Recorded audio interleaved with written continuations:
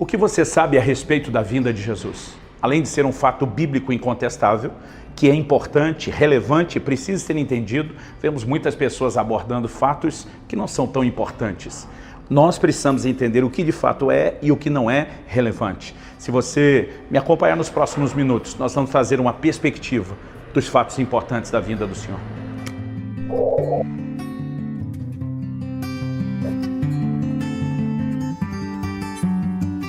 A palavra de Deus diz no livro de Atos dos Apóstolos, no capítulo 1, a partir do versículo 3, a estes também, depois de ter padecido, se apresentou vivo, com muitas provas incontestáveis, aparecendo-lhes durante espaço de 40 dias e falando das coisas concernentes ao reino de Deus. A Bíblia está falando a respeito de Jesus após a sua ressurreição.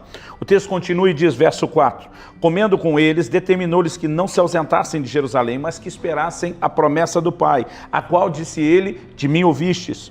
Porque João, na verdade, batizou com água, mas vós sereis batizados com o Espírito Santo não muito depois desses dias. Então os que estavam reunidos lhe perguntaram, Senhor, será este o tempo em que restaures o reino a Israel? Respondeu-lhes, não vos compete conhecer tempos ou épocas que o Pai reservou pela sua exclusiva autoridade, mas recebereis poder ao descer sobre vós o Espírito Santo e sereis minhas testemunhas, tanto em Jerusalém como em toda a Judéia, Samaria e até os confins da terra. Dita essas palavras, verso 9 diz, foi Jesus elevado às alturas à vista deles, e uma nuvem o encobriu aos seus olhos.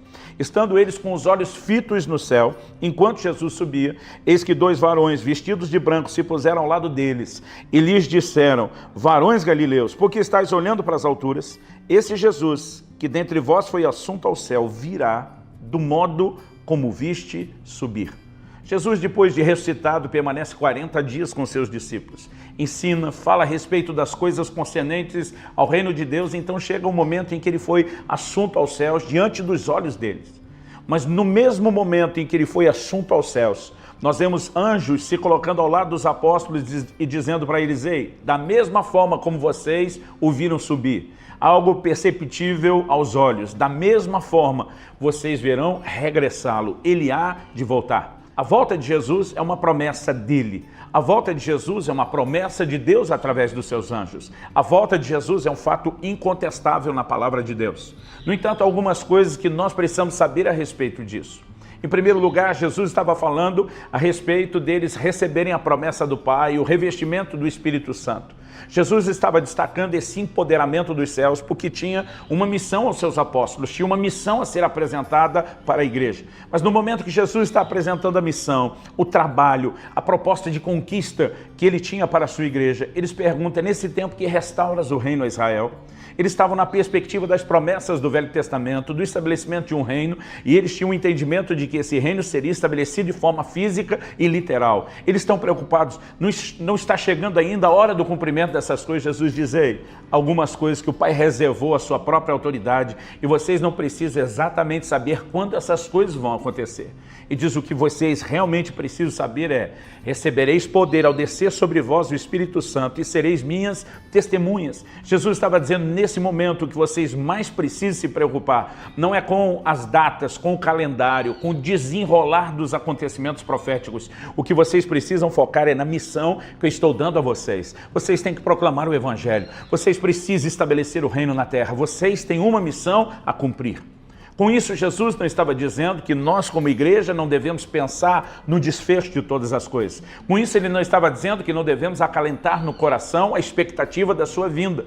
Pelo contrário, então logo depois de ter dado a instrução sobre a tarefa, quando ele é assunto aos céus, o Senhor envia dois anjos para dizer para eles, ei, da mesma maneira como vocês ouviram subir, ele há de voltar. Então nós temos uma promessa, uma clara e distinta promessa que aparece e eu e você precisamos tê-la em conta e ela precisa aquecer o nosso coração da mesma maneira que aqueceu o coração deles. Nosso Senhor Jesus há de retornar. Mas muitas pessoas estão tentando discutir fatos que não são tão importantes. Por exemplo, vivem tentando precisar quando será a vinda do Senhor. Quando, na verdade, o próprio Jesus disse, daquele dia e hora ninguém sabe. nem os anjos no céu, nem mesmo o Filho, a não ser o Pai. Em outras palavras, Jesus está dizendo, essa data é surpresa e vocês não precisam saber. Na verdade, Jesus mostrou que assim como o ladrão vem de surpresa, ele não quer que essa data seja conhecida para que a gente viva na iminência da sua volta, na expectativa do seu retorno, para que a gente esteja pronto e preparado o tempo todo, sem nenhuma necessidade de saber quando isso vai acontecer. Então, a primeira coisa que eu quero dizer é irrelevante, é tentar estabelecer data, é tentar medir um tempo ou uma época precisa em que o Senhor venha. Na verdade, cada geração, desde o início da igreja até que ele volte, cada geração deve ver na expectativa da sua vinda. Tentar estabelecer datas, tempos, épocas é algo que nunca funcionou e vai continuar não funcionando, porque essa nunca foi a ideia e nunca foi o propósito de Deus. Mas algo que eu e você precisamos entender é que nós temos uma missão.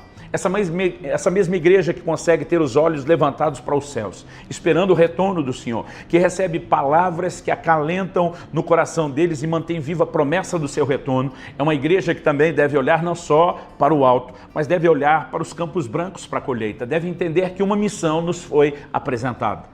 Nós entendemos no ensino do próprio Jesus, em Mateus 21, a partir do versículo 33 até o 45, Jesus conta uma parábola sobre o reino de Deus, comparando ao dono de uma vinha, que arrendou um grupo de lavradores, esperava ter recebido dele os frutos, mas não recebeu. Do que é que Jesus está falando?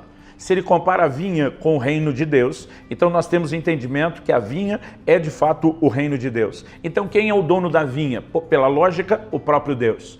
Quem é o primeiro grupo de lavradores? A quem ele confiou a vinha, mas não entregou os frutos. Mesmo enviando servos para cobrar, a quem mataram, apedrejaram, nunca deram ouvidos. Depois ele diz, vou enviar o meu próprio filho. Esse primeiro grupo de lavradores é a nação de Israel. A Bíblia diz que eles, os judeus, entenderam que era a respeito deles que Jesus falava. E quem é o segundo grupo de lavradores? Porque quando o primeiro falhou, não ouvindo os servos, que é uma figura dos profetas, Jesus chora sobre Jerusalém, dizendo, Jerusalém, Jerusalém, que matas e apedrejas os profetas que a ti são enviados.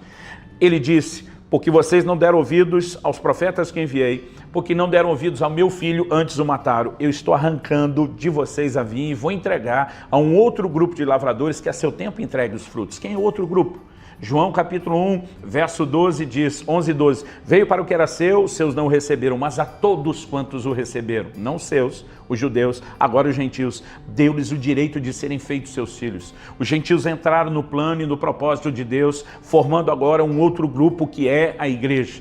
E Jesus disse, estes entregarão a seu tempo os frutos. Algo que nós precisamos entender é que a igreja nasceu com uma missão e com uma declaração profética de Jesus de que nós entregaríamos os frutos. Agora, nós precisamos alinhar isso com as questões envolvidas na vinda do Senhor Jesus. Por exemplo, enquanto alguns estão tentando determinar qual é o dia, eu quero te dizer, esse dia é conhecido por Deus porque Ele é onisciente, conhece todas as coisas, é presciente, sabe de tudo antes de acontecer, mas eu não creio que tem um dia e hora determinado no calendário, embora Deus conheça exatamente o desfecho de todas as coisas. O apóstolo Pedro escreve na sua segunda epístola, no capítulo 3, e ele diz que nós devemos não apenas esperar, mas apressar a vinda do dia de Deus. E ele está falando exatamente sobre a vinda de Jesus. Significa que ela pode ser apressada? Claro que sim. O Senhor Jesus comparou os dias da sua vinda com os dias de Noé. Na verdade, quando nós olhamos para o dilúvio, nós vemos que o dilúvio foi juízo de Deus para uma humanidade ímpia e pecadora, mas alívio para aqueles que temeram, salvação para aqueles que nele creram. Nós precisamos entender que da mesma forma como o dilúvio, assim será a vinda do Senhor. Paulo escreve em 2 Tessalonicenses, no capítulo 1, e diz, Deus dará em paga a tribulação aos que vos atribulam, mas a vós alívio. Porque Deus nunca julga o justo com o ímpio. E o desfecho de todas as coisas, inevitavelmente, também envolve juízo. Mas algo que nós precisamos entender. Quando foi que o dilúvio veio? Eu fui ensinado, quando criança, na escola bíblica dominical, que Deus deu um prazo de 120 anos. Porque está lá em Gênesis 6,3. Os dias do homem serão 120 anos. Mas quando você faz essa conta, envolvendo Noé, ela não bate. Entre o momento que Deus falou com Noé até que o dilúvio venha, ele tem, na verdade, um período inferior a 100 anos. Esses 120 anos era Deus baixando a duração da vida do homem, que antes, no capítulo 5 de Gênesis, vivia muito, mas a partir dessa declaração de Deus, a média de vida despenca até chegar aos 120. Moisés, que viveu exatamente os 120 anos, essa medida cheia dessa data que Deus estabeleceu, ele escreveu o Salmo 90 e diz que a vida do homem é 70, quando muito, 80 anos, e o que passa disso é canseira e enfado. Logo, Deus não estava falando a respeito de um tempo para o dilúvio. Deus não estabeleceu um prazo, porque não havia uma data específica para o dilúvio.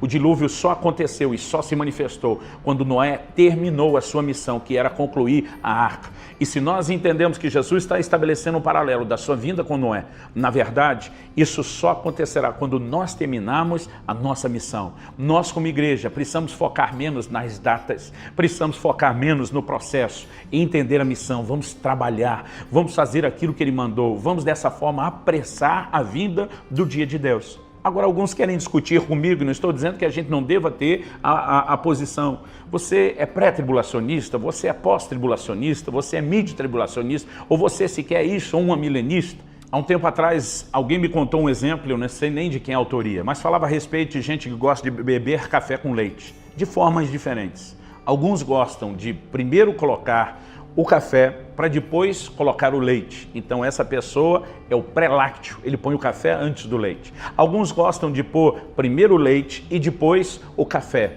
Eu brinco que esses são os pós-lácteos, eles gostam de colocar depois. E alguns misturam os dois ao mesmo tempo e a gente poderia chamar de mid-lácteos. Na verdade, essa maneira de brincar na verdade não importa a ordem do café com leite, o que importa é tomá-lo.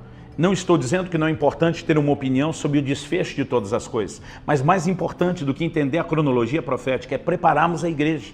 Outro dia alguém me disse, mas eu acredito que a igreja fica na tribulação. Eu digo, então esteja pronto para enfrentá-lo. Outro disse, não, acredito que a igreja vai antes, então esteja pronto para partir. Mas mais do que só estar preparado para o retorno do Senhor ou para o desfecho de todas as coisas, nós temos uma missão a cumprir. E esse é o fato mais importante, esse é o fato mais relevante. Uma igreja que ela recebeu uma missão e ela precisa, à medida que cumpre responsavelmente a sua missão, apressar o dia da vinda do Senhor e o desfecho de todas as coisas. Então, o mais importante não é quando ou como essas coisas acontecerão. O importante é saber que elas acontecerão, nos prepararmos para elas, mas entendemos que a preparação não é uma preparação que nos aliena. Paulo, que dizia, a nossa pátria está nos céus, de onde esperamos um Salvador, que mostrava viver com essa expectativa, também dizia, eu trabalhei mais do que todos os apóstolos, porque viver esperando a vinda do Senhor não é sinônimo de não querer trabalhar. Entender o propósito da sua vinda e a nossa responsabilidade de apressá-la vai nos levar a trabalhar e muito. Eu quero encorajá-lo, espere esse dia,